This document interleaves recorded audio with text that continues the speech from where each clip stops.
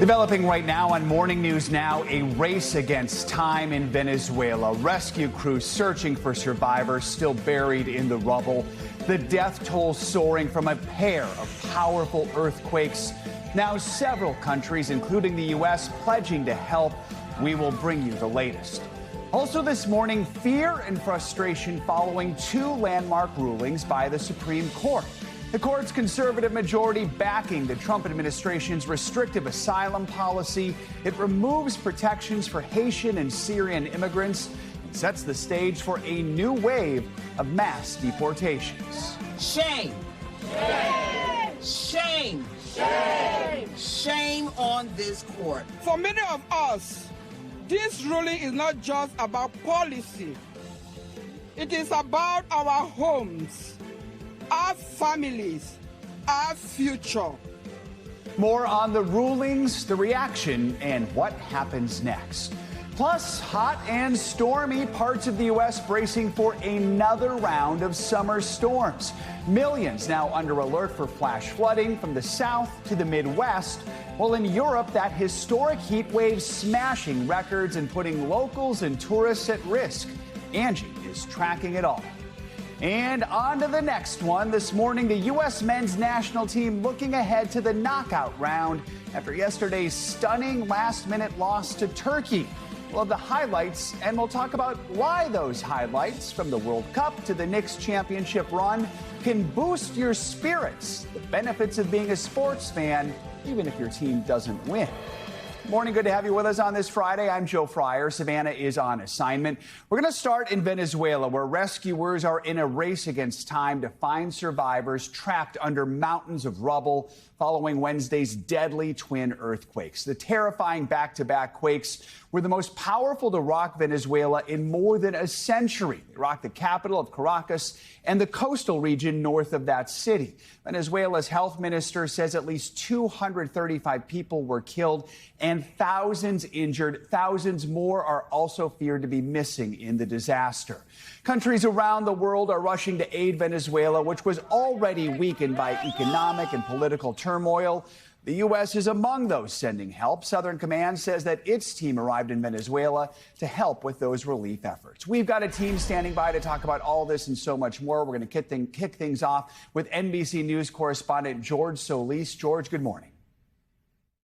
Guys, good morning. It is now a race against time. Unfortunately, that death toll, as you mentioned, continues to climb. More than 200 dead and more than 4,300 injured. The 7.2, 7.5 magnitude quakes, the strongest in more than a century to hit Venezuela. We're here at the Global Empowerment Mission, where from day one now, people have been donating as much as they can. People are just compelled to help. You might be able to see some of the boxes here behind me. The question is, how is some of this aid going to get into the country with the airport damaged and closed for the time being? Now, we do know organizations from around South Florida are working with partners in the country right now to help mobilize this, but that's not the only entity doing it. The U.S. military is also saying they are going to provide humanitarian aid. U.S. Southern Command, or SOUTHCOM, says they are planning on supplying aircrafts, logistics, and critical life-saving logistics to help the people of Venezuela. And there's more than $150 million already pledged to help with recovery and rebuild efforts in the country. Interim President Delcy Rodriguez has been to some of the worst of the devastation. She says, obviously, it is rampant, and they are still trying to assess the full scope of damage. We have also spoken with survivors of the earthquake. One woman telling us that she was at the epicenter of these quakes, saying it just felt like one long continuous tremor. She recalls trying to get in a car, seeing buildings that were crumbling around her, seeing buildings that were on fire, roads that were eroded, people in the streets crying out for help. She made it safely to Caracas with her family. She was very emotional as she spoke with us because for that time being, she was not able to communicate with her family, telling us she just feels so lucky to be alive. And again, at this hour, there are rescuers coming in from around the country to help Venezuela, to help the people dig out of rubble. Some of the images that we have been seeing of people being rescued, giving some people hope that that is going to be the case for maybe those that have not been able to reach their loved one. And again, back here in South Florida, home to a very large Venezuelan community, people are going to only continue to help. The idea here is to make sure this warehouse is packed, so when these resources can get into the country, they will be ready to help those people that need it most. Back to you. All right, George, thank you. Let's take a closer look at how the U.S. is responding to this disaster with NBC News White House reporter Catherine Doyle. So, Catherine, Southcom, that's the U.S. Southern Command, is aiding the State Department in these relief operations.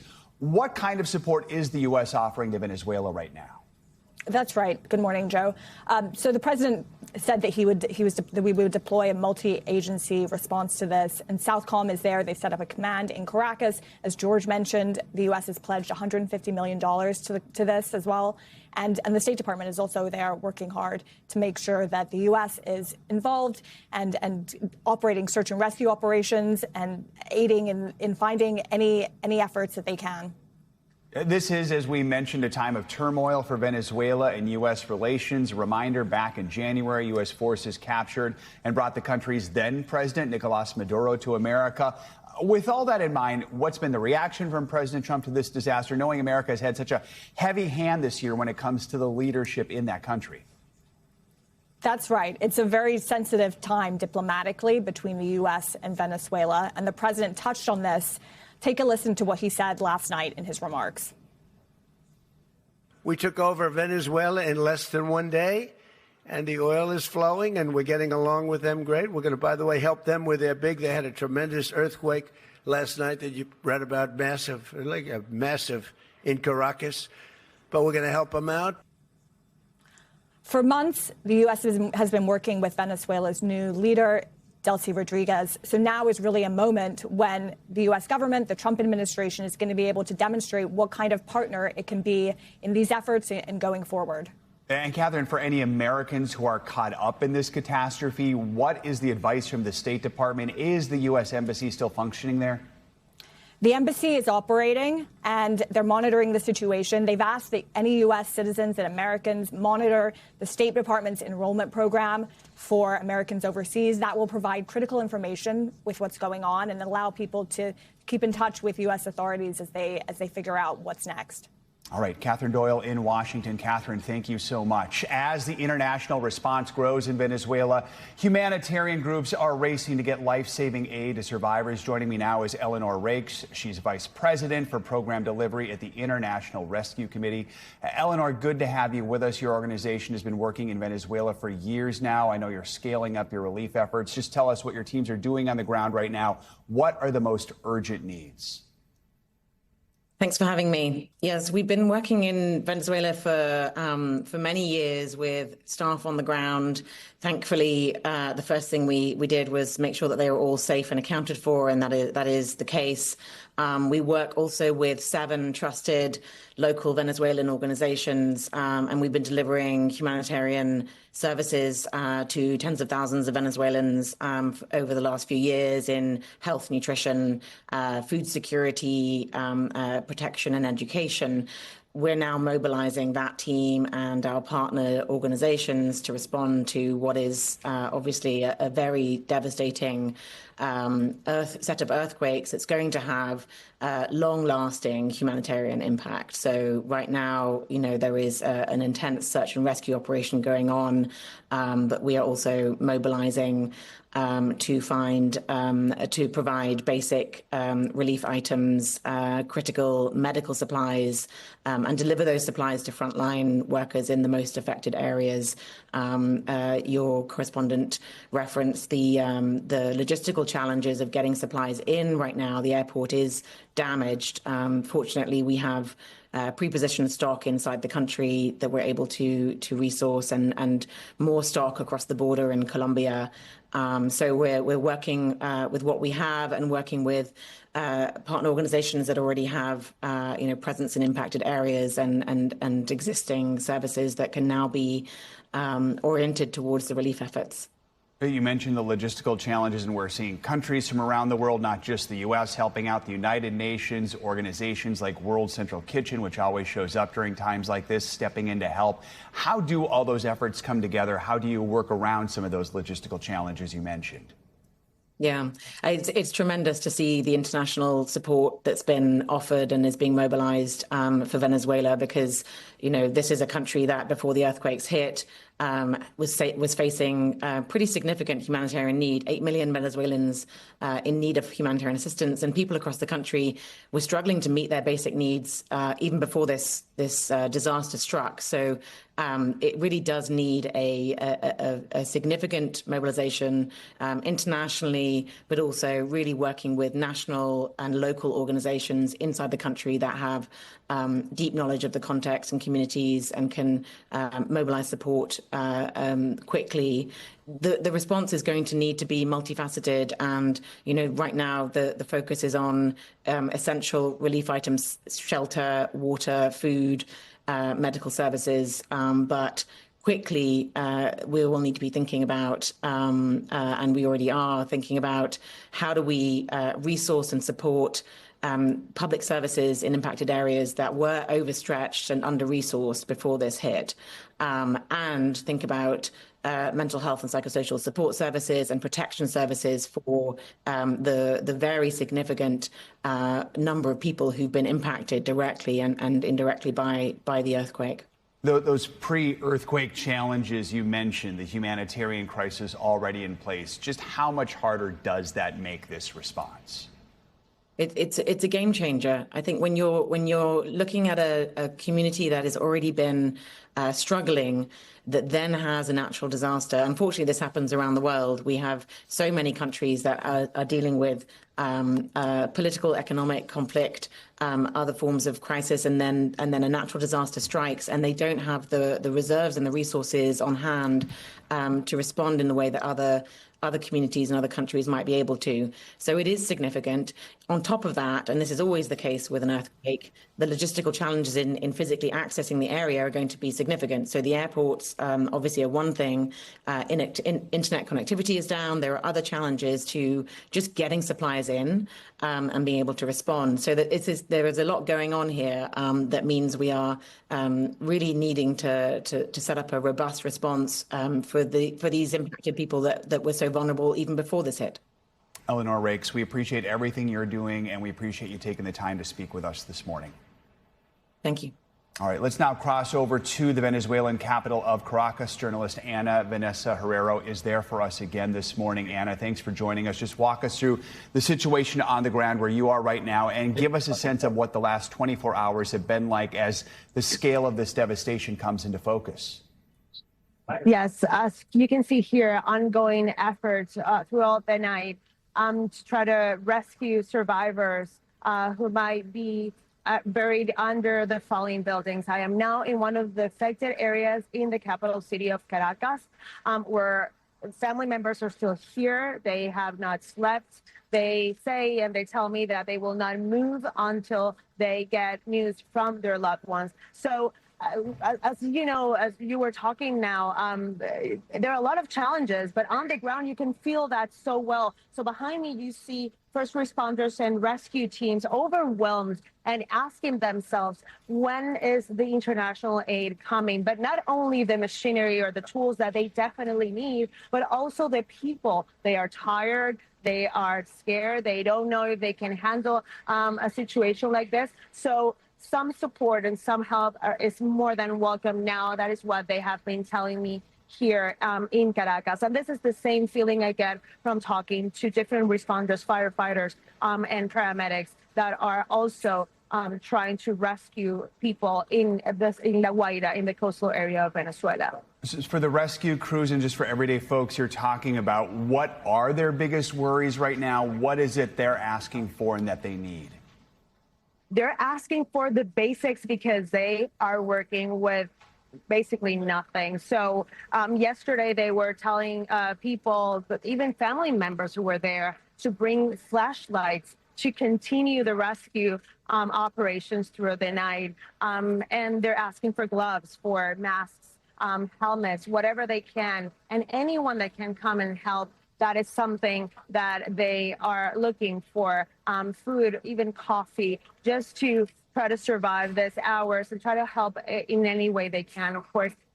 They're also worried that things might be taking a little bit too long to recover and to try to rescue the people that are here. But again, it's a titanic effort what these teams and the volunteers are doing in Caracas and also in La Guaira.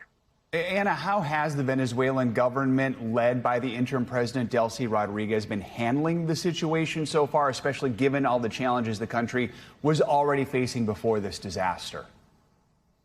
Yes, well, it's very different the way they are understanding the situation now as they did in the past. For example, now they're welcoming the international aid.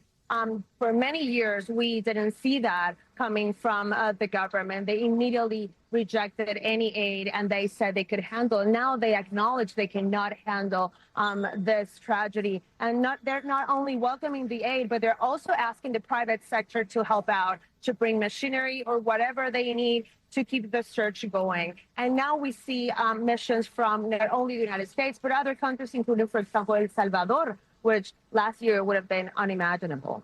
Do we know, I know it's early, just how much of that aid is getting in these early hours? We have no confirmation of that just yet, but we do know the missions are here. We do know they're not only bringing machinery and tools, they're also bringing experts. They're bringing teams to help the teams already on the ground. And that is going to significantly change the situation, or at least that is what first responders here believe, because again, they don't only need the basics, but they also need the people, the experts, someone who can lead them into understanding a tragedy of this magnitude.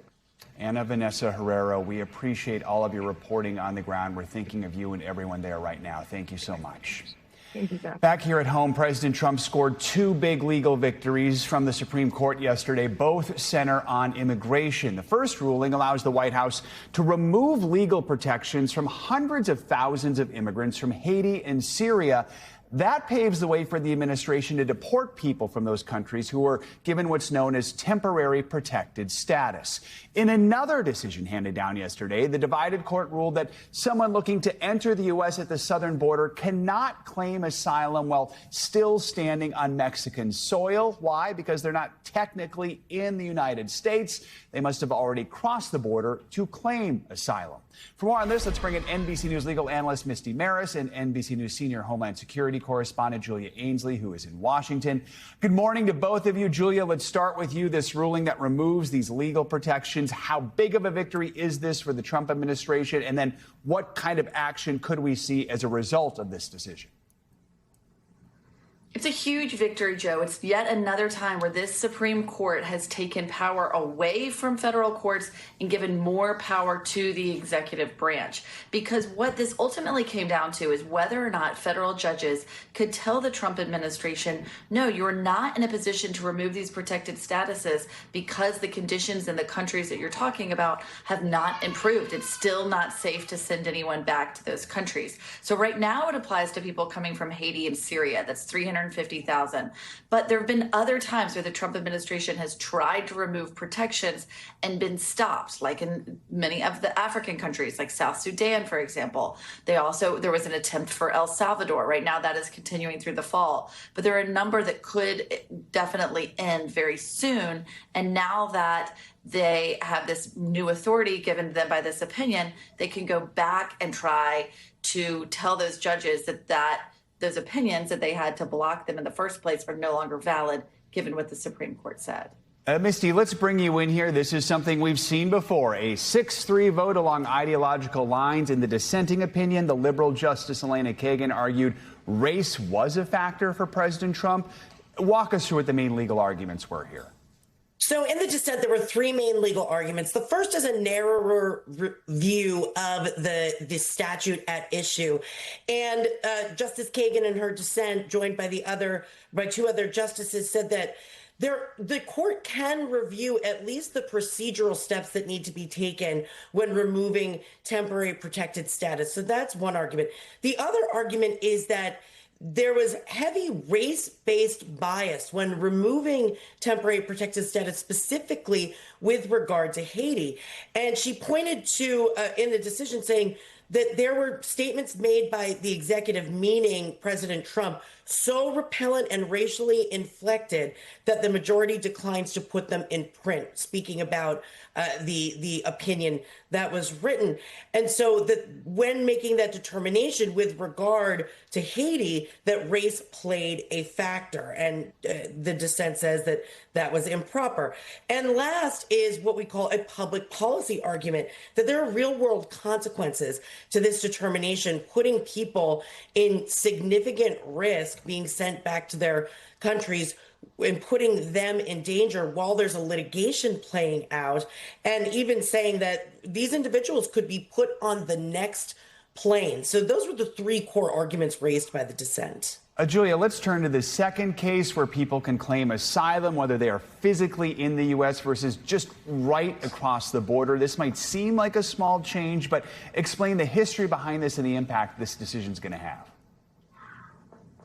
Well, it might not make an immediate impact on what's happening at the border, because already it's very hard for anyone to be able to cross the border and claim asylum, even if they are on U.S. ground, because of these policies that Trump administration put in on day one, even if they're claiming asylum legally at the border or between ports of entry. They've really made a huge asylum crackdown across the border. But this goes back to another policy that started almost a decade ago that said, when Trump first came into office, it said that if you were standing on the Mexican side of the border, but you could see U.S. authorities because there's really a buffer zone in many cases, or you might be walking up to a port of entry, if you're in line, is that a time that you could make an asylum claim?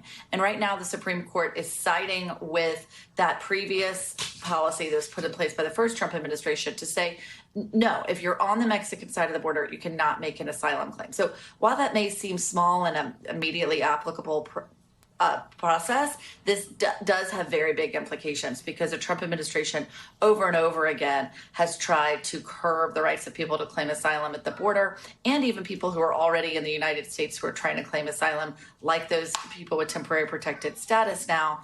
And so this could mean when they do get a decision that they'll have to make later on about the current asylum policies, they could again side with the Trump administration and decide that this is really up to the executive branch on how it wants to determine who gets asylum at the border. Misty, for this case, a lot of the focus is on the word arrive. And let's be clear, there's some very clear tensions here between the justices, specifically Alito and Sotomayor. Help us understand how each side saw this word, how it's used differently. Yeah, so it's funny because when you're talking about the Supreme Court, there's so many legal technicalities that we always get into. And here, this particular decision hinges on the plain meaning of the word arrive. So the majority opinion says that arrive means what it means when you look in the dictionary, that you don't arrive somewhere until you're actually physically on U.S. soil. You don't arrive to the United States until you've actually crossed into it. So you cannot seek asylum, basically, in this process called metering that Julia just explained. People can be turned away at the border. They have not technically arrived on U.S. soil and therefore cannot seek asylum until they do so. Now, on the flip side, Justice Sotomayor in the dissent said, arriving is when you get to the place where you are seeking help. So it does not actually require stepping over that border. And those are the tensions of the two sides. Ultimately, the majority determining the word arrive means what it means in the dictionary. You don't arrive until you get there. Justice Alito saying, you don't get a touchdown until you're in the end zone, to use that analogy. So it really was a decision that hinged on that plain language of the word arrive. Julia, very, very quickly here, we have a week left expecting decisions, still some major decisions expected, including birthright citizenship, right?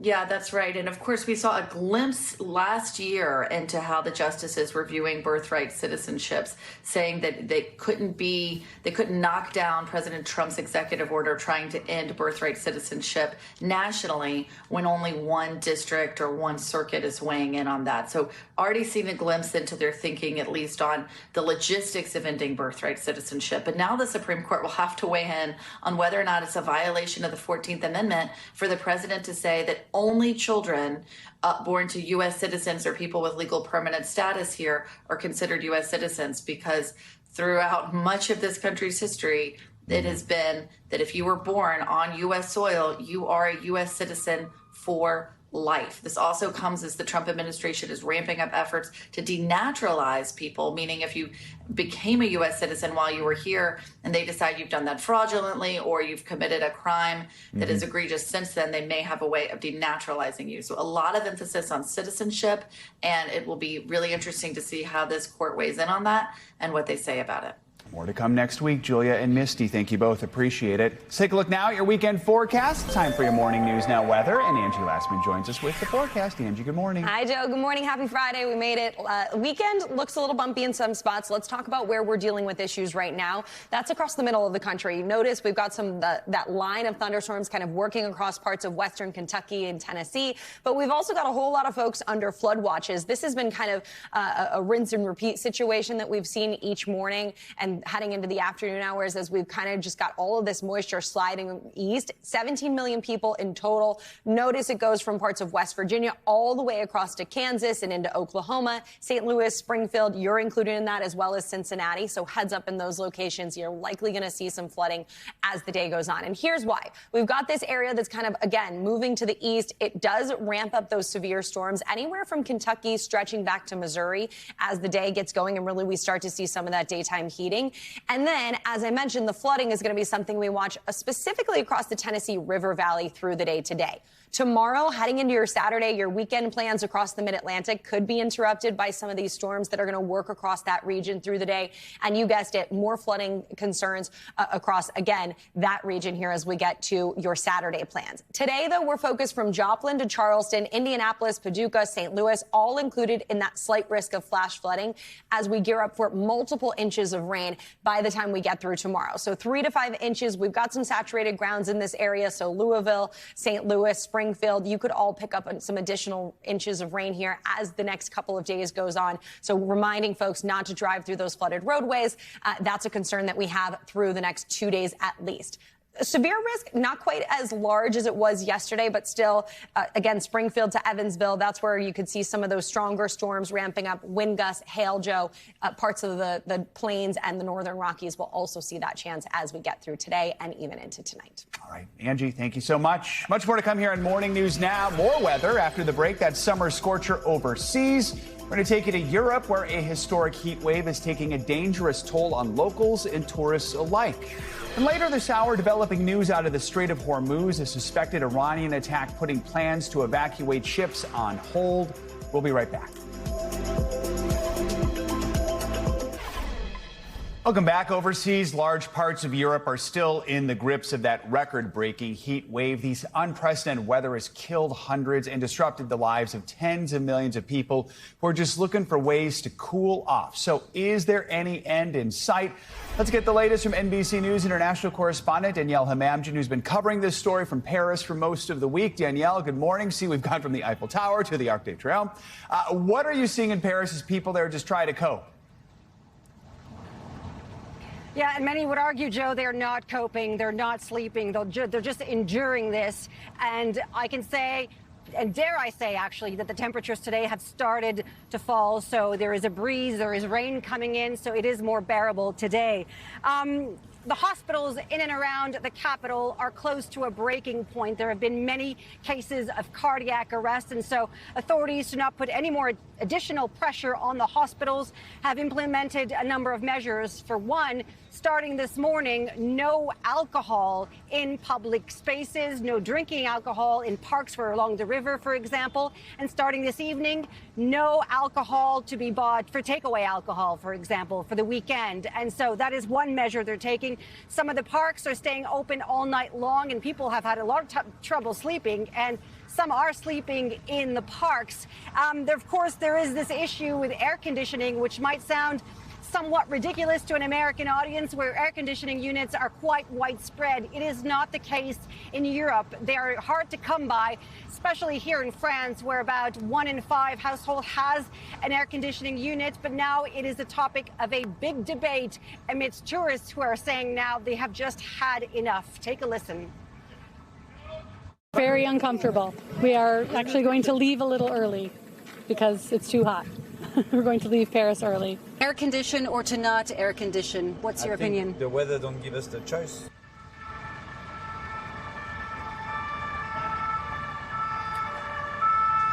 And authorities have also canceled the Pride Parade that was meant to be held here tomorrow. Tens of thousands of people were expected. It is simply too hot. It's now been delayed to September, Joe. Wow, and Danielle, I mean, that's just the point here. It's not just uncomfortable, it is actually dangerous. How are officials there responding to this? And talk about just the impact the heat's having all across the continent. It really is. I mean, according to scientists, this could be the most severe heat wave Western Europe has ever experienced. Now, in Spain, some really alarming figures we're hearing now that, according to one estimate by a public health agency, close to 500 people may have been killed due to this heat wave. It is important to note this is not a register, but an estimate based on previous mortality rates and temperature records. Over to the UK. Some record-breaking temperatures on one day, breaking a 50-year-old record. The London Ambulance Service saying it had recorded the highest ever number of life-threatening emergencies in one day.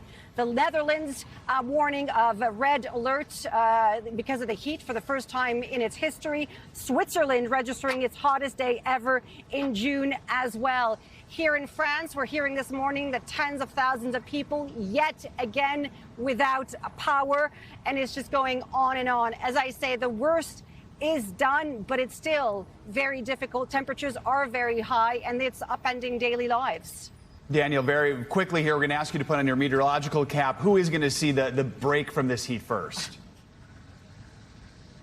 Well, Spain is going to start seeing it first. France, we're already starting to feel it today. You're seeing the breeze in my hair. It's not a fan. But the high temperatures are expected here until next Tuesday and Wednesday. Joe. All right, Danielle, appreciate all your reporting. Thank you so much. We're following some developing news this morning. Evacuations in the Strait of Hormuz are on hold after an attack on a cargo ship. NBC News international correspondent Claudio Labonga joins us to take us around the world in 60 seconds. Claudio, good morning. Good morning, Joe. Well, that's right. On Thursday, a cargo vessel was striked in the Strait of Hormuz. Now, the attack has been attributed to Iran, reportedly, even though the country has not claimed responsibility. At the same time, it came only hours after the Revolutionary Guards warned that vessels will be guaranteed safe passage only via approved routes. According to the UK Maritime Trade Operations, the vessel was struck by an unknown projectile and did not cause any casualties. The attack, though, challenges President Trump's recent claim that the strait is free and open. And let's go to Britain now, where on Thursday, King Charles became the first royal to release his tax details. Royal officials say the king paid over $16 million in income and capital gain taxes in 2024-25. It was also announced the king and queen will not live at Buckingham Palace after it undergoes a $5 million refurbishment program expected to last 10 years and will continue to live in nearby Clarence House instead, but will work out of the palace, which will remain, they say, the ceremonial and operational center of the monarchy. And let's end this tour of the world in Canada, where a Canadian clapper in the shape of a maple leaf is making some noise among World Cup fans. Let's hear it.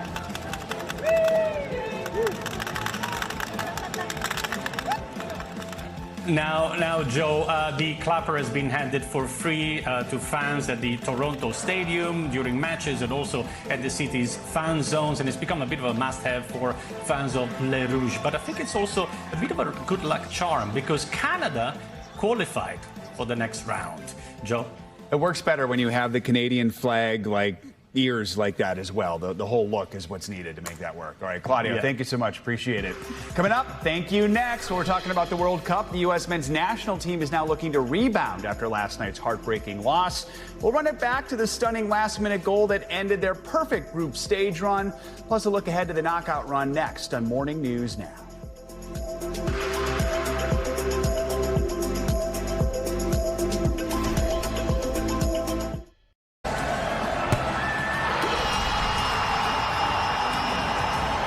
Back now with a bittersweet defeat for the U.S. men's national team in the World Cup. The outcome didn't actually really matter in the end, as the U.S. was already destined for a date in the knockout round. Still, It was a heartbreaking loss to Turkey in their group stage finale last night in Los Angeles. Turkey managed to find the back of the net with the last kick of the match in stoppage time, winning 3-2. On the bright side, Team USA did win their group for the third time in their history at the World Cup.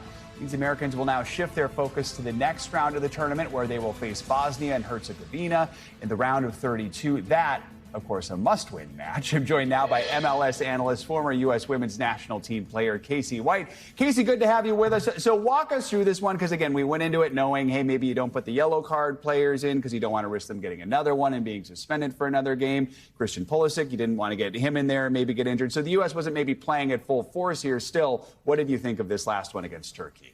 Well, this was a team that wants to win all 3 games, so they'll be disappointed. But the positive side is that there were 9 new starters from the previous game in this one. A lot of players with good performances. Sebastian Berhalter was a player that has been a substitute. He's come into this game as a starter, goal and assist. He's the only active MLS player to register that in World Cup history. So you have moments like that that are really important for the confidence of the group and to get the depth going as well. All right, so we look ahead now. Bosnia is next. What should we know about that matchup? How tough will it be for Team USA? Bosnia is a team that can sit in defensively. They're very structured, and they're coming off a game that they were able to get their goal scoring going in the right direction. So the United States definitely will be a team that should dominate possession, but they have to be efficient in front of goal and take care of their opportunities. All right, so far as we get to the end of the group stage here, what have been the biggest surprises for you, or the moments that really, truly stand out? I have to say, there was one yesterday that I think a lot of folks were watching that really got a lot of attention in the afternoon. I know people were kind of frozen to their TVs. I was at a bar for a moment, and everyone was staring. Walk us through some of the things here. There have been surprises in many different facets. Yeah. From a team perspective, I still go back to the Cape Verde performance. They've been so exciting to watch. But what's surprising about them is that they may have a chance to advance, not just get a result. And they have players that have been stepping up. Steven Moreira has been great in the back line. But even more so, the expanded format, that has been the biggest surprise for me of how well the new teams have displayed themselves in this World Cup and how it's taken to the American community. And then yesterday I was referring to Germany losing. That was a bit of a surprise too, wasn't it? It was. Ecuador, though, had to win. Yeah. So I expected them to come in, really press high. They did that, and they came out and surprised Germany. All right, we still have a little bit more to go here in the group stage. What are you watching for tonight?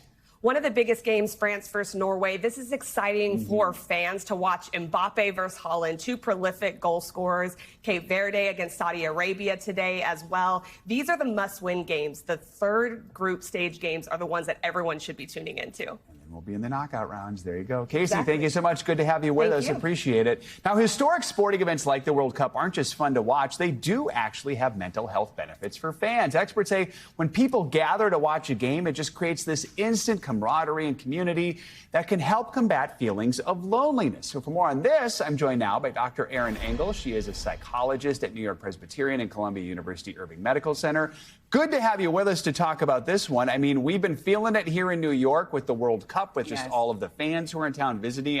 Someone said to me the other day, they're like, I'm actually excited to have all these tourists in New York. Yeah, exactly. And then, of course, we just had the Knicks victory and people having these incredible watch parties, gathering with strangers to share in the moment. What is it about sports that can create this unity? Absolutely. And thank you for acknowledging that. It's been such an exciting time in New York. And I think that what we see is that camaraderie and togetherness, right? Sports have a way of transcending barriers and bringing people from diverse backgrounds together.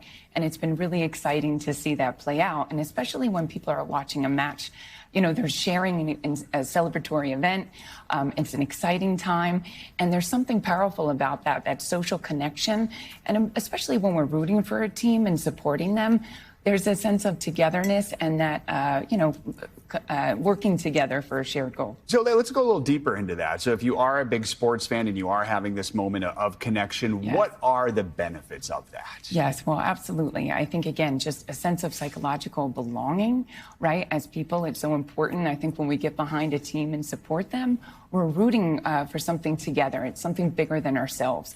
I think that sports in general are a healthy distraction. They're something that take us away from our day-to-day worries and struggles.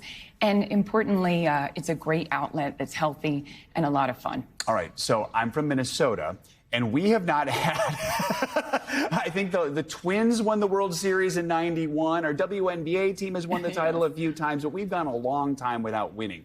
So when your team loses, how do you handle that? What are the best ways to get around that and make sure it doesn't drag you down too much? Yeah, this is a tough one. I think luckily sports fans are resilient just like athletes.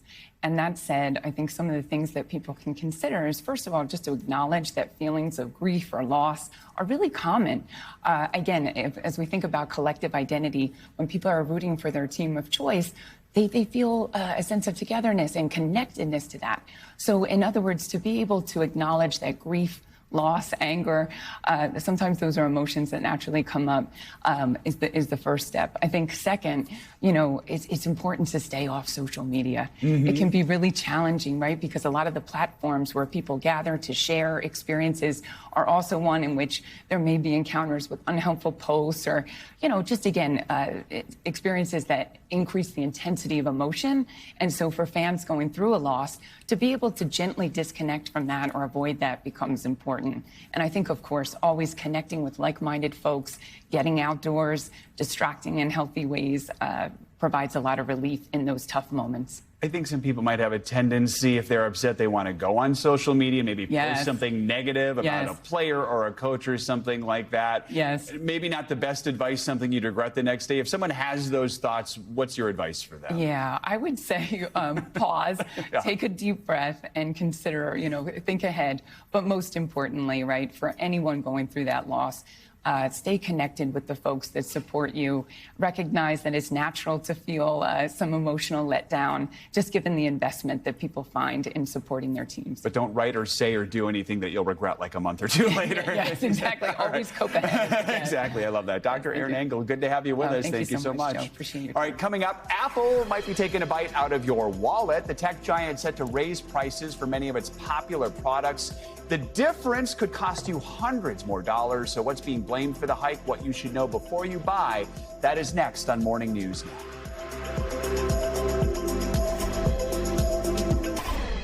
Welcome back. Tech fans are about to pay more for their next device. Apple is raising prices across much of its product lineup by hundreds of dollars, according to The Verge. It's because memory and storage shortages continue to push costs higher. Microsoft also following suit, increasing the price of Xbox consoles by as much as $150 starting in August. It's a phenomenon known as Ramageddon. Here are some of the examples of these price jumps. The standard iPad going up $100, rising from $349 to $449. Well, the 16-inch MacBook Pro jumping by $500 from $2,500 to $3,000. For gamers, the Xbox Series S will now start at $499, while the Series X models are also seeing steep increases. Caleb Silver joins us now to explain what's behind some of these price hikes, what people are looking to buy these items need to know. He's Investopedia's editor-in-chief and the chief business editor of People Inc. Caleb, good to have you with us. Let's start with that question. Why? What are the companies saying about what's driving up these prices? Yeah, well, Tim Cook, the Apple CEO, the outgoing Apple CEO, is saying this is like a 100-year flood in terms of prices for RAM chips, for chips, random access memory. And Apple is moving into the AI era finally, and it's going to be releasing some new devices that require a lot of that. But because of all this demand for semiconductors to build out these AI data centers, it's driving prices up for chips in general, for random access memory across the boards. He's saying he's never seen anything like it. A 100-year flood, he says, in prices. It's making it unavoidable for Apple but to raise prices. So the question is, how long is the flood going to last? I mean, is this a trend we expect to continue? Yeah, when you look at the estimates from companies like IDC, they know that the demand for these semiconductors is really through the roof, and it's going to go on for a long time as these companies, what we call superscalers, build out their data centers for the AI revolution. And Apple is among them, a little late to the game. So prices are going to continue to go up somewhere on average between 8% to 13% a year for the next couple of years. Demand is so strong right now that prices are rising. Big picture, what does this mean for tech companies and just how they're performing in this climate with these issues? Yeah, well, you can see sort of a tale of two cities, if you will. You have the chip makers like Micron and NVIDIA and SanDisk performing super well in the stock market. Micron stock up something like 90% so far year to date. When you have Apple only up about 4% year to date, but in the past month or so, the stock has really been under pressure. Same with Microsoft. They're going to have to pay more for their components. And at the end of the day, they make devices and require us to buy them. The chips that that go into them come from other suppliers in large part. So people are probably looking, are there ways to save money? Sometimes they think maybe a refurbished phone or secondhand. What do you recommend if people are looking at those alternative options? Yeah, you can buy secondhand, and there's a lot of refurbished phones, and Apple's coming out with the iPhone 18 this fall. That's going to be more expensive too, but the whole point of this evolution of these phones and these devices is that they will have AI intelligence in them. Soon you'll be able to ask Siri to make a plane reservation for you in a spot, and also make dinner reservations as well, and have the car ready to pick you up. It's all about having AI at your fingertips, and Apple's finally getting into it, which means prices are going to go up because it requires much more memory. You mentioned the iPhone 18 turning 18. It can now vote. It's now an adult. The iPhone. What are we learning about this one? What should we know about it? Yeah, it's going to be expensive, and it's going to be powerful because it will finally have AI intelligence in it, a little bit more Siri intelligence, if you will. The prices are going to start anywhere from $1,300 for the smallest amount of memory to about $2,100. So this will be an 18-year-old expensive phone coming out this fall. $2,000 phone. My goodness. All right, Caleb Silver, good to have you with us. Thank you so much. Coming up on this Flashback Friday, a familiar frozen treat swirling its way back into our hearts. A lot of people are calling this the Froyo boom. There's no boom. This is something that people love. When we come back, the millennial favorite that's driving big business once again. Morning News Now. We'll be right back. We end this hour with an old favorite that's making new waves, or perhaps new swirls. Frozen yogurt has long been a go-to dessert, but a burst of new stores is taking the craze to a whole new level. NBC's Laura Jarrett checked out some of the new shops serving up some of your childhood favorites. Hey there, as a Froyo lover myself, I understood the weight of this assignment, and I took it very seriously. We've seen so many different versions of Froyo throughout the decades, but with this trend completely exploding in this moment, it begged the question, did it ever really leave? This summer, it's a frozen yogurt frenzy. Froyo is so back, baby. Whether it's self-serve or carefully crafted, lines are wrapping around entire blocks, and customers are excited by the hype. You can't tell me that doesn't look so good. But it's more than just a fleeting trend online.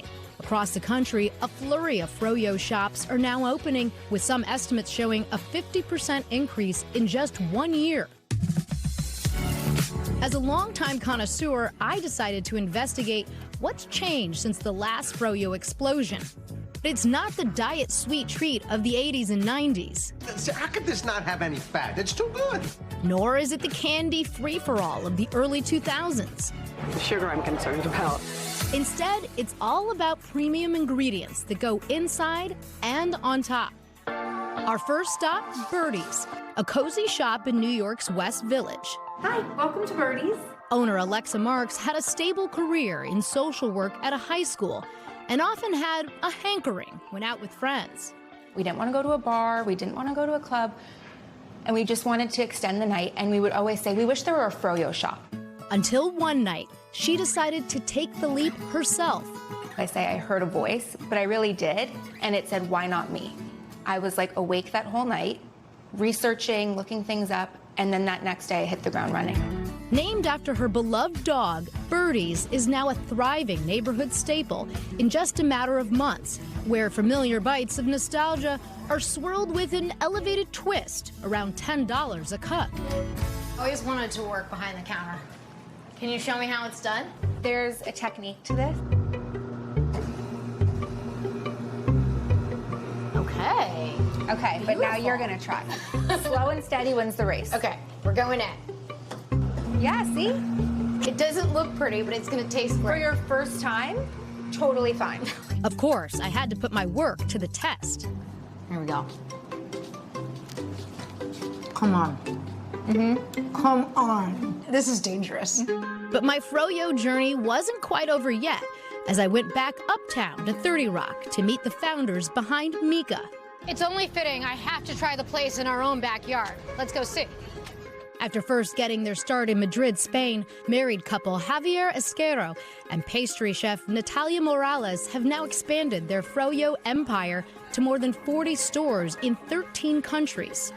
He decided to quit his job. I decided to quit my pastries. So for us, really, this whole concept came from the idea of reinventing ourselves. What is it like doing this with your husband? It's amazing because who better partner than their husband? But it's magic, no? It's passion every single day. We love it. It's part of our family. Known for its signature tart flavor and artisanal toppings, Mika has spread solely by word of mouth. A typical order costing $12. We didn't have a huge marketing campaign. In fact, we had nothing, and it kind of spread, and it hasn't stopped since. But I needed to judge for myself. All right, here's the test. This is like I'm back in 2000, but even better. It's so good. With no signs of demand melting away anytime soon, these newcomers plan on filling cups for years to come. A lot of people are calling this the froyo boom. There's no boom. This is something that people love. And as long as I keep serving the community and welcoming in all my neighbors with such happiness and hospitality, that's not a fad. So I asked the owners what they're planning next, and I can confirm both Mika and Birdie's have big plans to keep expanding. Back to you. I saw the line outside Mika the other day, and I was like, what's that? Now I know. Thank you, Laura Jarrett. It's going to do it for this hour of Morning News Now. Don't go anywhere. The news continues right now.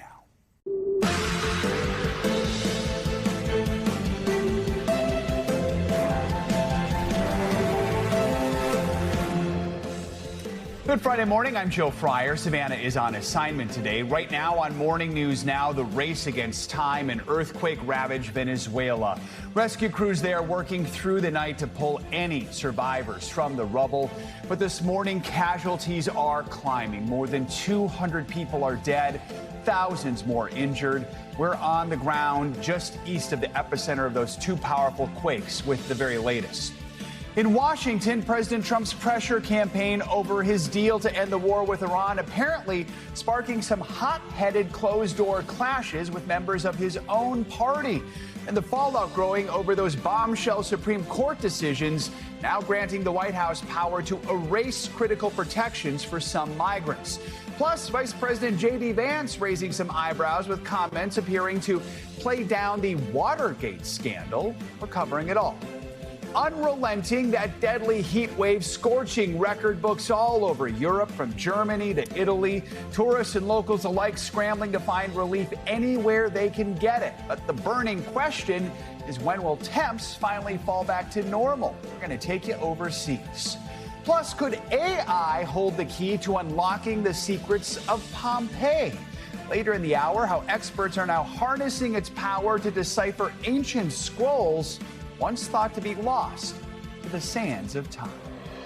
We begin this hour with those deadly back-to-back earthquakes in Venezuela. The country is waking up to scenes of devastation following Wednesday's powerful twin quakes. At least 235 people have been killed so far, with many more still missing. Rescuers are now racing to find survivors as teams from around the world begin arriving to aid those search and rescue efforts. NBC News correspondent George Solis has the latest from Doral, Florida, known as the state's Little Venezuela. George, good morning.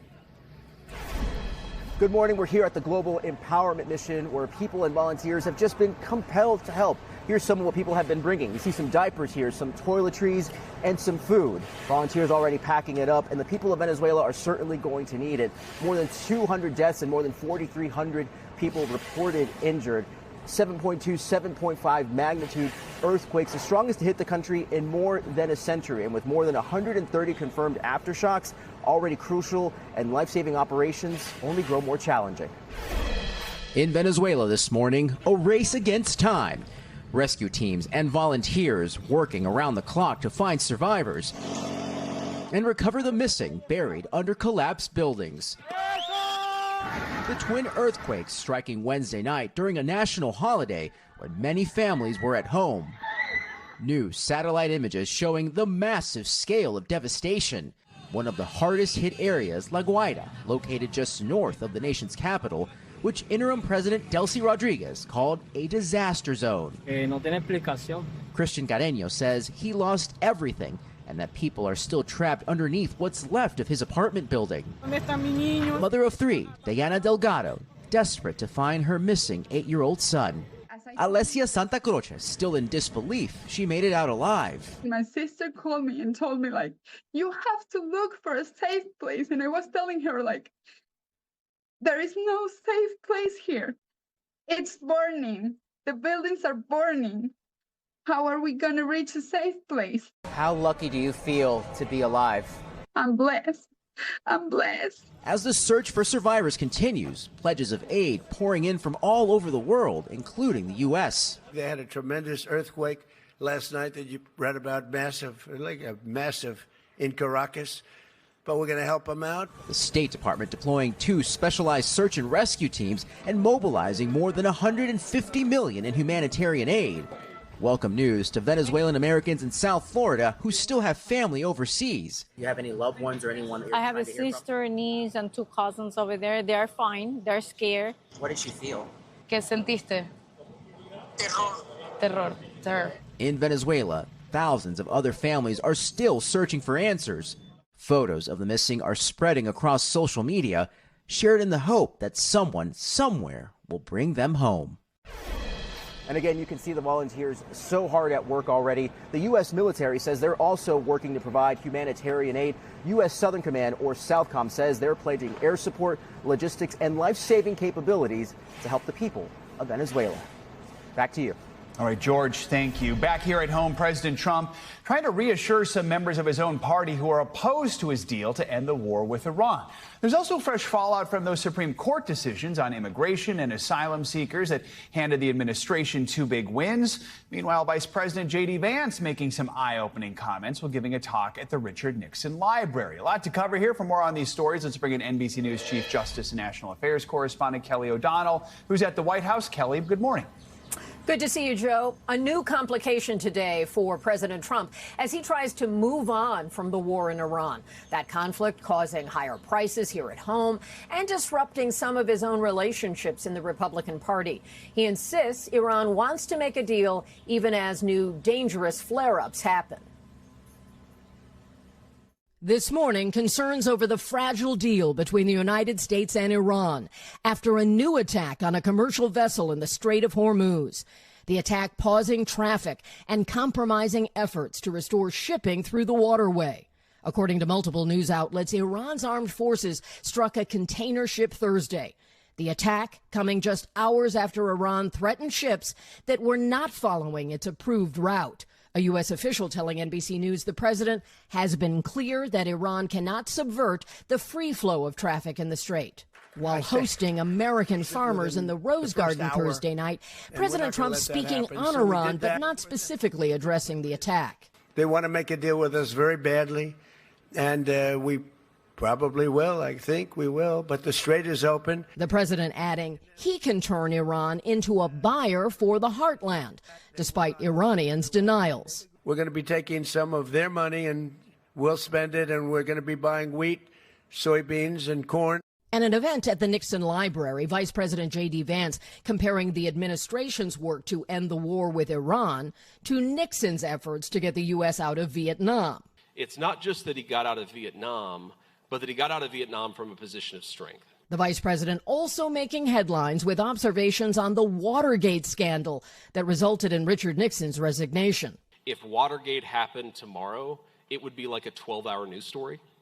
Like, the idea that it would have taken down a presidency is crazy. Vance did not address the range of crimes that started with a 1972 break-in at Democratic Party headquarters and the cover-up that sent top administration officials to prison and forced Nixon from office at the urging of Republican senators. Vance went further to compare Nixon to President Trump. If you look at the story of how the deep state took down Richard Nixon, it's not all that different from what the same groups of people, the same institutions tried to do to Donald Trump in the first Trump administration. There is a parallel. Today, President Trump will focus some of his attention on this election season and the critical midterm races. He's scheduled to speak at a Faith and Freedom Coalition conference and an RNC reception as his party fights to maintain its control of Congress. Joe? All right, Kelly, thank you so much. From France to Spain and Germany, a historic European heat wave is taking a deadly toll. Record temperatures are disrupting daily life for tens of millions and straining emergency services. NBC News international correspondent Danielle Hamamdjian joins us now from Paris with the latest on this. Danielle, good morning. Good morning, Joe. Good morning from L'Arc de Triomphe. And finally, some good news to deliver. The worst here has passed. However, temperatures do remain high, not only in France, but across Europe. This morning, the death toll keeps climbing due to the brutal heat wave gripping Western Europe. In Spain, nearly 500 people are thought to have died, according to an estimate by public health experts. In France, at least 55 have now drowned trying to cool off. From Germany to Italy, some scientists say the stifling heat wave gripping the region is the most severe ever recorded. These are unprecedented times, said the French president. The extreme heat also taking a toll on animals, from pets to farm animals. In the French capital, some tourists have reached a breaking point. We are actually going to leave a little early because it's too hot. With dozens of cases of cardiac arrest, emergency cooling baths have been set up for people with sunstroke. And to ease the pressure on Paris hospitals close to a breaking point, authorities are heavily restricting alcohol consumption. Starting this morning, no drinking alcohol in public places, and starting this evening, a ban on takeaway alcohol. The heat is especially punishing for residents of those iconic top-floor apartments. I'm in a typical attic apartment in Paris. Now, look out the window and take a look at those metal roofs. They are all over the city. They're made out of zinc, which traps the heat, making this week feel close to 120 degrees. It's all too much for a country where air conditioning is hard to come by.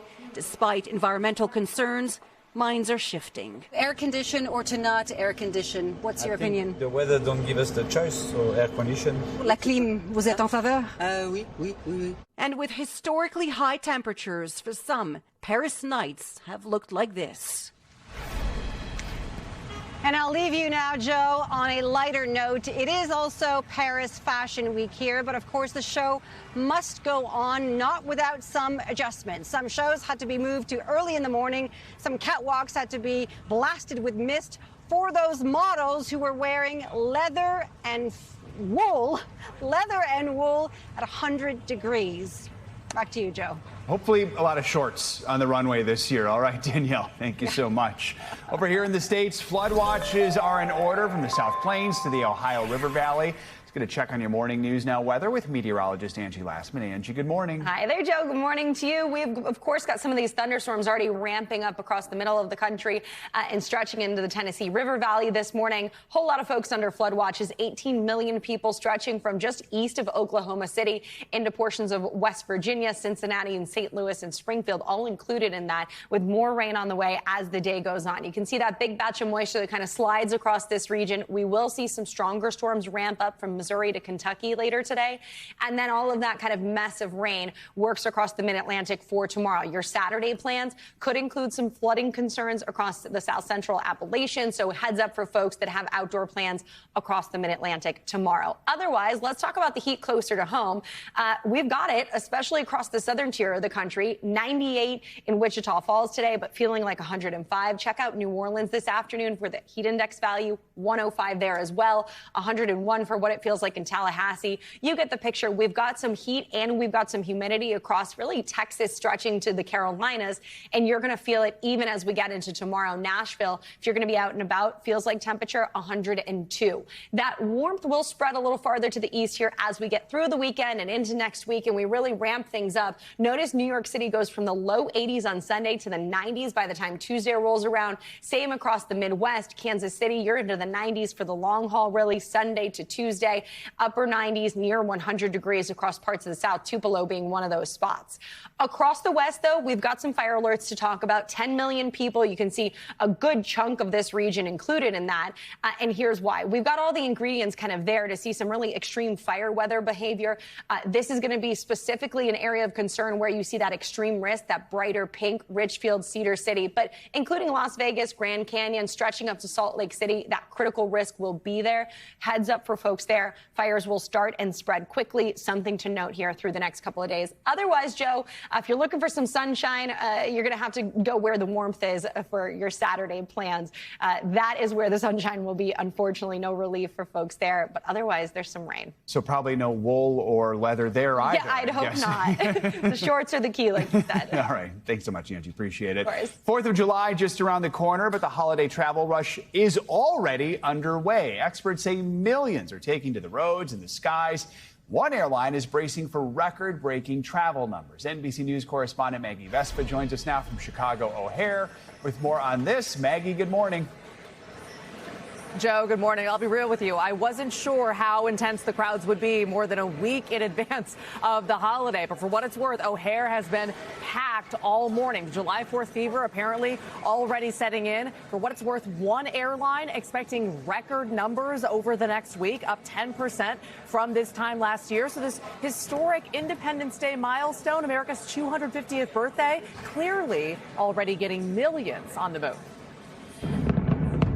This morning, the countdown to fireworks and festivities is on. A booming July 4th surge amid the summer travel rush. I've never seen so many people at an airport in my entire life. This is your sign to get pre-check because that's the line. With Americans eager to celebrate the nation's historic 250th birthday, AAA estimates more than 72 million people will take to the roads and the skies. American Airlines predicting a new July 4th travel record with some 8 million passengers and 80,000 flights expected from now through Monday, July 6th. A particular squeeze expected in D.C. Flights through Reagan National Airport scheduled to halt after noon on the 4th to make way for celebrations. TSA vowing checkpoints nationwide will be fully staffed and prepared. The July 4th surge comes after government shutdowns and TSA staffing shortages snarled air travel earlier this year. I've been in line for 2 hours, and I think I have 1.5 hours ahead still. Experts add rising ticket prices have prompted more flyers to drive instead. Domestic airfares averaging $515 per ticket, up 10% from last year amid high jet fuel costs. What we've seen in the last 6 months has definitely shaken the airline industry and maybe has caused some hesitancy. A whopping 60 million Americans are expected to drive to their destinations, many celebrating the 4th with loved ones. We have so many things going on domestically this year that fall around the 4th. You have the World Cup going on, so it's really going to be more of a backyard holiday this year. Yeah, this is definitely a fun summer for sure. The good news for those drivers, prices are down at the pump with the national average for a gallon of gasoline dropping below $4. Joe. So, Maggie, how can travelers avoid the holiday rush, especially if maybe they can't leave today? Yeah, I know. All of these people are clearly in the clear. But if you're flying later in the holiday week and you haven't booked yet, basically the short answer is try to fly on the 4th if you can. TSA says the 3rd and then the 6th are expected to be the most insane days at the airports. And what you're looking at right now is the best drive times. Basically, if you're driving on the 3rd or the 5th, the days before or after the holiday, you want to try to do so in the morning and wrap up your trip basically before 11 a.m. Your best shot of avoiding the traffic and getting where you want to go safely. Joe. All right. Some good advice, Maggie. Thank you so much. Much more to come on this Friday edition of Morning News Now. That includes the reignited push for transparency on the so-called unidentified anomalous phenomena back on Capitol Hill this week. First, though, after the break, Team USA stuffed by Turkey after a stoppage time stunner. But their path to World Cup glory certainly is not over yet. So what lies ahead for America's star-spangled squad? We're covering all the action next.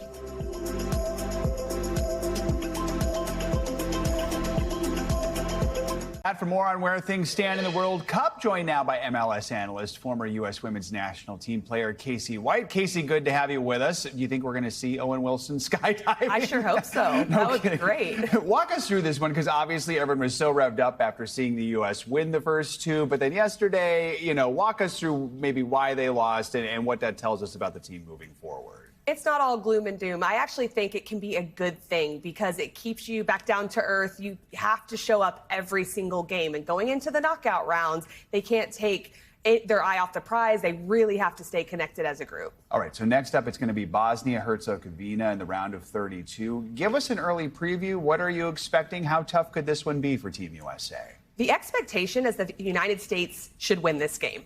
Full stop. And they can dominate in possession. I expect Bosnia to sit back a bit more defensively. What happens that can be a challenge is that if you're not efficient in front of goal, then it can become very hard to score. So that's going to have to be a portion that they're locked in on. All right, as the group stage comes to a close, talk to us about what teams are looking strongest to you. Are any of the teams that maybe were expected to do well showing some cracks at all? What are you seeing here?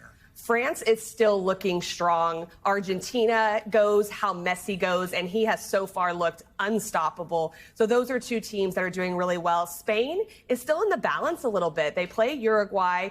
Are they going to be able to show up and show that they are a top contender? That is something that we'll all have to keep an eye on. They have a player like Lamine Yamal who's also able to compete. All right, France-Norway playing, right? Is that kind of a little appetizer for us? What could we learn from that? It certainly is. They are both very attacking-minded, but Norway will sit in a little bit defensively, and Erling Haaland is going to look to be their counterattacking option. All right.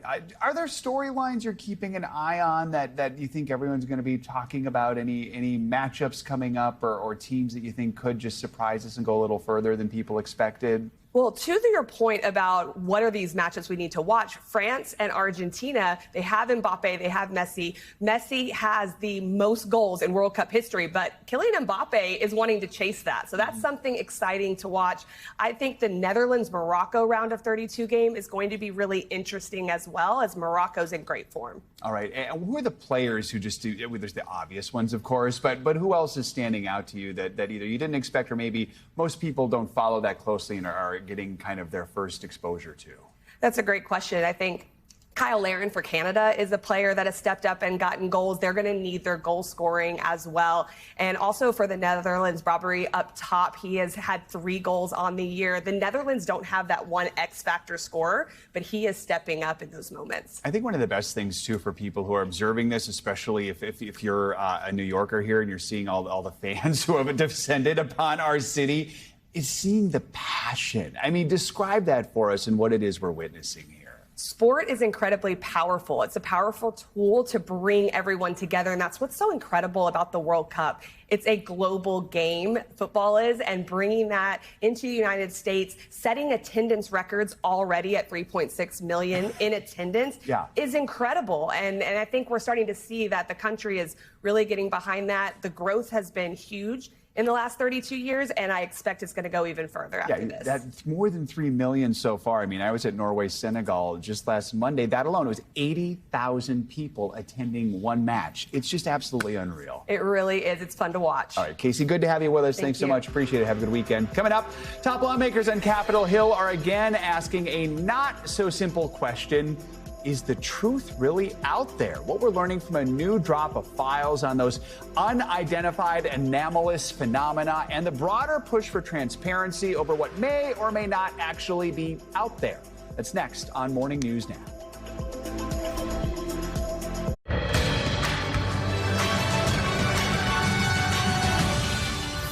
Back now, the closer look at what's making news in the world of politics this morning, starting with President Trump meeting with Speaker Mike Johnson to try and end a legislative gridlock. NBC News Chief Justice and National Affairs correspondent Kelly O'Donnell joins us now with that. Kelly, good morning. Good morning, Joe. There's been a lot of tension between the president and Republicans on Capitol Hill. Today, he'll focus on the election season, speaking to a big conference for the Faith and Freedom Coalition focused on the midterms, and later a reception for the RNC. Now, this comes as his tight grip on the Republican Party has hit a few rough patches. He had a long off-camera meeting with Speaker Johnson Thursday after the president refused to sign a bill aimed at housing affordability that passed with overwhelming bipartisan support, a measure Republicans could tout on the campaign trail. Now, if he does not sign or veto it, it could still become law after a period of 10 days. The Supreme Court delivered 2 major victories for the president on immigration. The conservative majority that President Trump helped build will permit the administration to change where and how migrants can apply for asylum. And the court said the administration can revoke the legal status of Haitians and Syrians who've been able to live and work in the U.S. under what's known as temporary protected status. That could lead to a new wave of mass deportations. Now, on a different topic, a setback from the federal bench for the president, this time on elections. A federal judge in Boston blocked the administration from making restrictions on mail-in ballots based on an executive order the president signed in March. The judge halted the president's plan to make a national list of voters and then instruct the post office to only deliver ballots to those on that approved list. The judge said that violated the Constitution, where states, not the federal government, control elections. Joe? All right. Kelly, thank you so much. Lawmakers are pushing for more transparency around the discovery of unusual activity in outer space. Comes after a national security panel on Capitol Hill yesterday revealed classified information about what are known as UAP. Several officials say they're real, but we still don't know exactly what they are. This push for transparency started with a New York Times story back in 2017 when some national security and Pentagon insiders shared details about a secret UFO program in the Defense Department. NBC News Now anchor Gadi Schwartz spoke to a couple of those insiders yesterday. And this Pandora's box that we now see, this UAP disclosure push, it all started with the three of you, right? I would say it started with the two of them, and then they came to me. So I would say it started with you two. No, I would say it started with this guy. Who, I had nothing to do with it. Okay, there's your answer.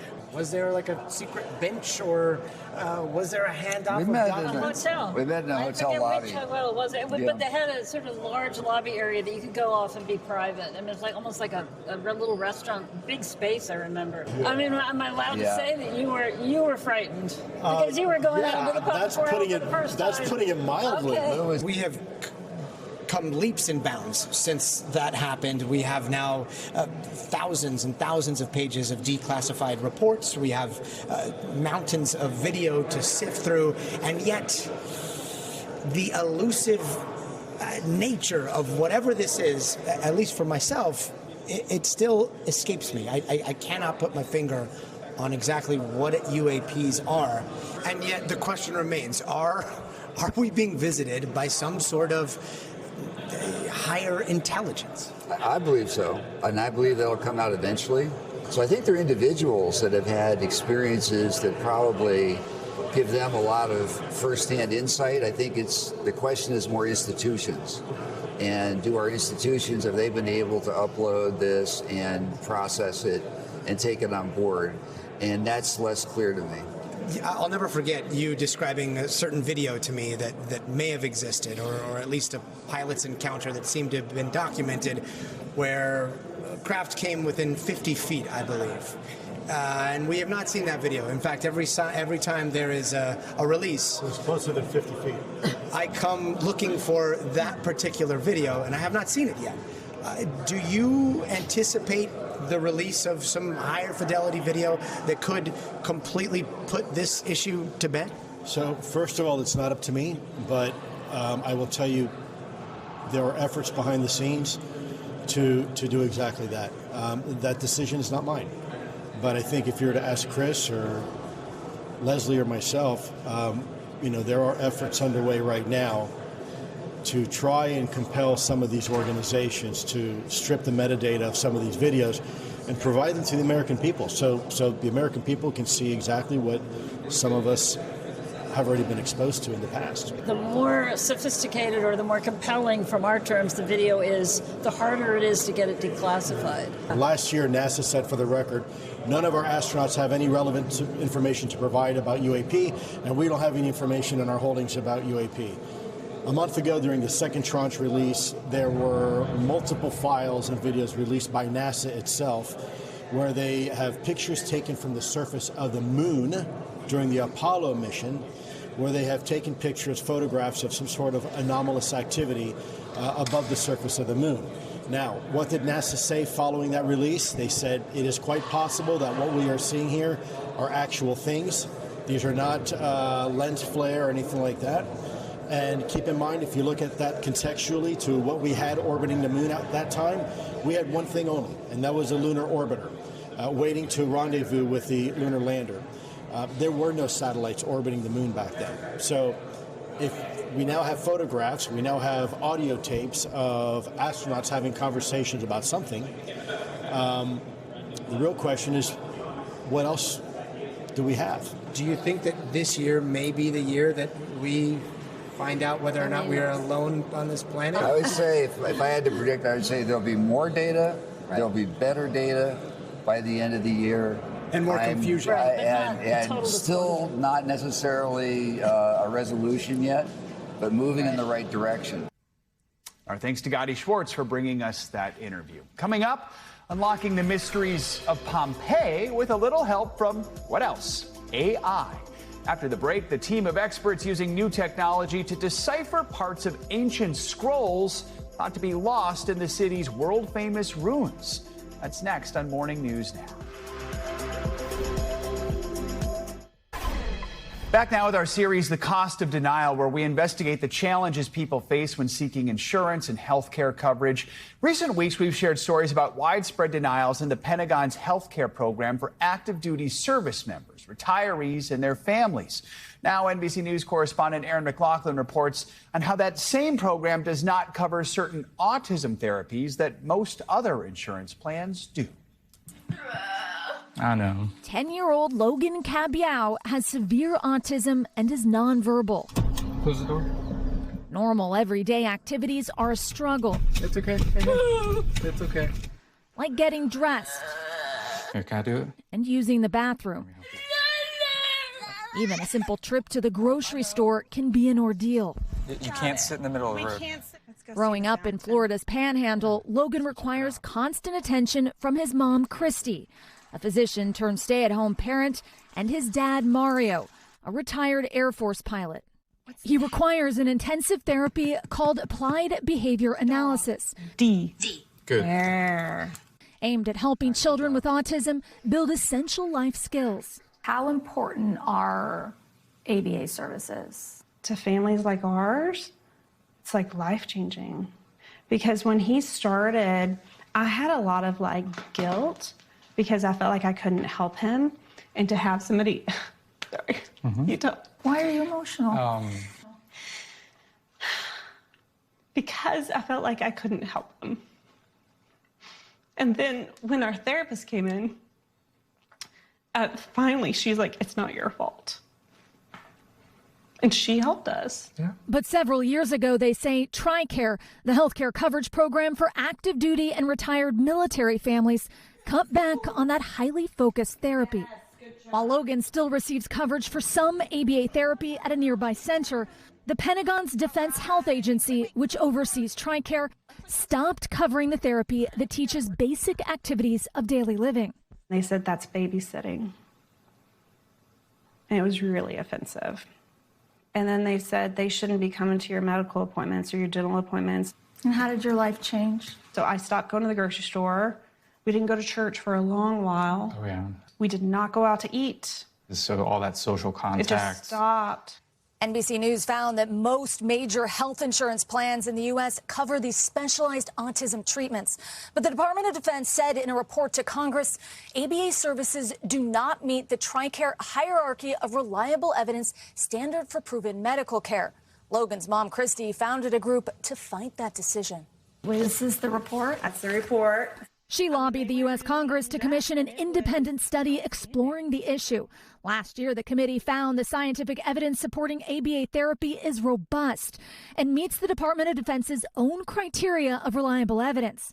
The report also recommended the DoD authorize coverage of ABA as a basic benefit and ensure its policies align with current generally accepted standards of care, including activities of daily living. So we wrote a letter to the Defense Health Agency and said, these results are outstanding and we're still waiting. The Defense Health Agency did not reply to our request for comment. Logan's parents believe with more services, he'd have a better chance at a more independent future. For me as a military member, I take a lot of pride in what we do. I'm mad on behalf of the family, but we're an organization that is excellence, and it makes me mad that we can't be excellent in this realm. It makes me mad. Yeah, makes me emotional, makes me mad. I'm proud of you. We don't leave other families behind. Not in the military. Erin McLaughlin, NBC News, Niceville, Florida. Researchers in Italy are now reading parts of ancient scrolls that were written nearly 2,000 years ago. Scientists thought the scrolls were lost to history after the papyrus got buried by volcanic ash when Mount Vesuvius erupted. Well, now artificial intelligence is giving us a glance into the minds of ancient Romans, including their thoughts on philosophy and wisdom. NBC News international correspondent Claudio Lavanga joins us now to explain how the AI tech works. Claudio, good morning. Good morning, Joe. Now, imagine walking into an ancient Rome library full of hundreds of original Greek philosopher books and be able to be the first person to read them for the first time in almost 2,000 years. And that's exactly what it feels like to those researchers. These ancient scrolls have been called the most inaccessible manuscripts in the world. They were found in the 18th century among the ruins of a villa owned by the father-in-law of Julius Caesar in Herculaneum, an ancient Roman town buried by the Vesuvius eruption in 79 AD that also destroyed nearby Pompeii. Entombed in volcanic ash for hundreds of years, these papyrus scrolls were intact, but most of them were so badly carbonized, any attempt to unwrap them could turn them into ash. The ancient text inside locked away for almost 2,000 years. Until now. This is a complete unwrap of the entire scroll. On Thursday, American and Italian researchers say they managed to virtually unwrap several scrolls and unveil new texts, titles, and authors unknown to history, ushering a new era for the study of the ancient world.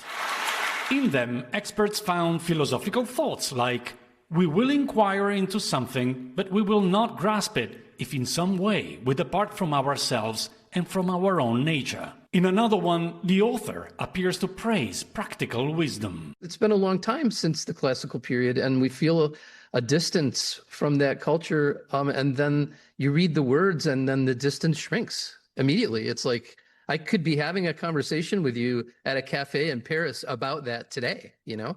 The University of Kentucky developed the virtual unwrapping technique years ago, but the ink in the Herculaneum scrolls was still invisible to the human eye. So in 2023, they launched the $1 million Vesuvius Challenge. They made the scrolls images public and challenged people around the world to find a way to read them. Within months, 3 students, including an American, used AI to read the first letters in ancient Greek from the papyrus and shared the prize. Since then, researchers say they managed to read 10% of the scrolls, and it's only a matter of time until they unwrap them all. Is a completely new world for us, for our research. On Thursday, the University of Kentucky announced a new $1 million prize for the first person who manages to read any of the papyrus in full by June of next year. I can't think of a better way to lose 6 months of your life than doing this. With hundreds more to analyze,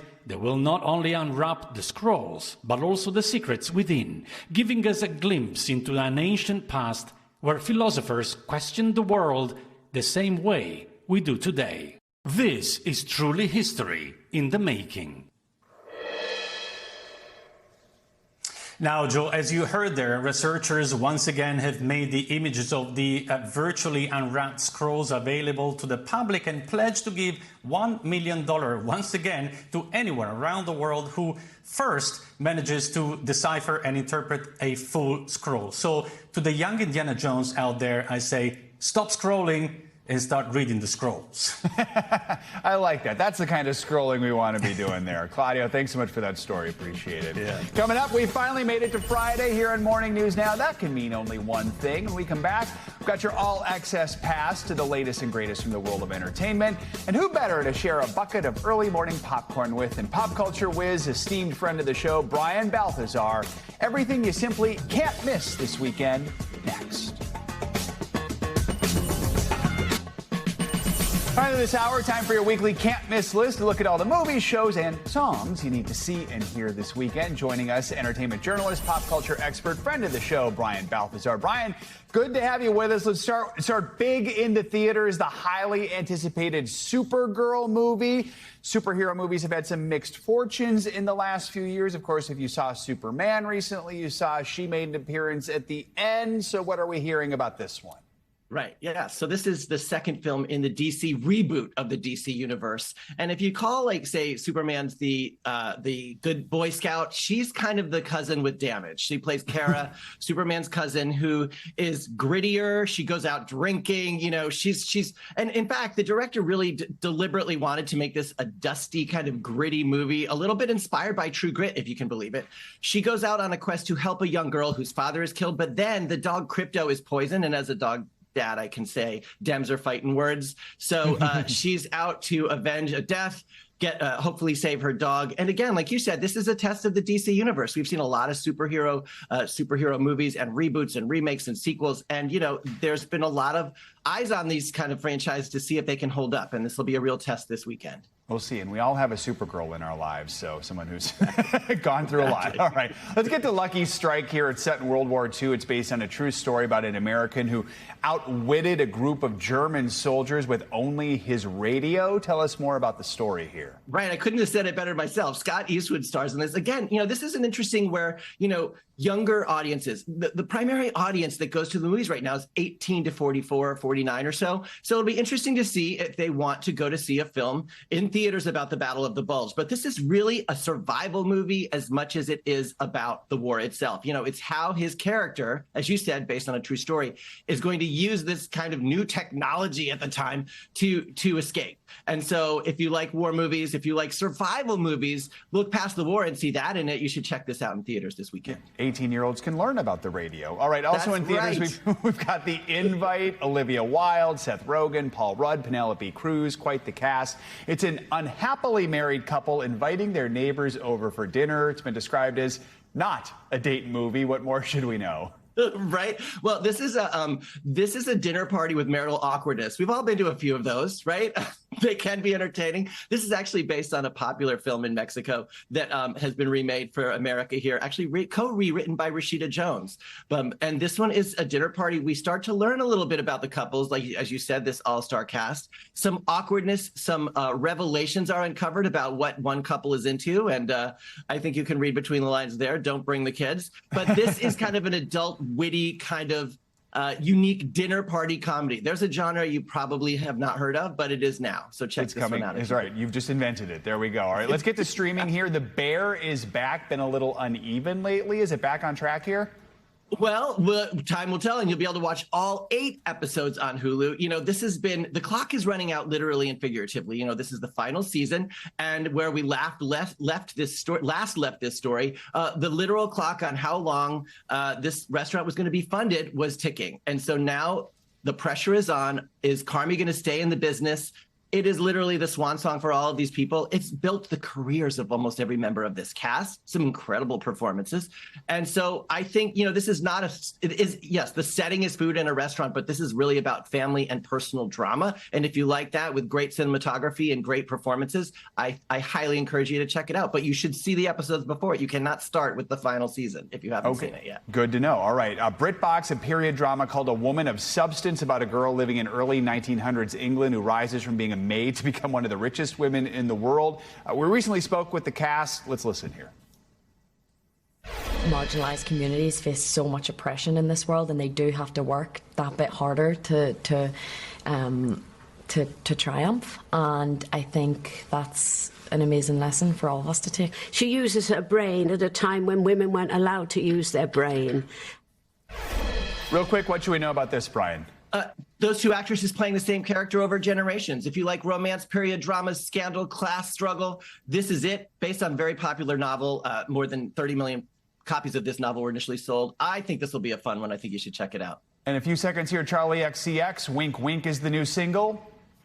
She's saying she's a good girl now. Wink, wink. That's basically it in a nutshell. Check it out. 3rd song on her album that's coming out on the 24th. All right. Wink, wink, Brian. Thank you so much. Appreciate it. It's going to do it for this hour of Morning News Now. Stick with us. The news continues right now.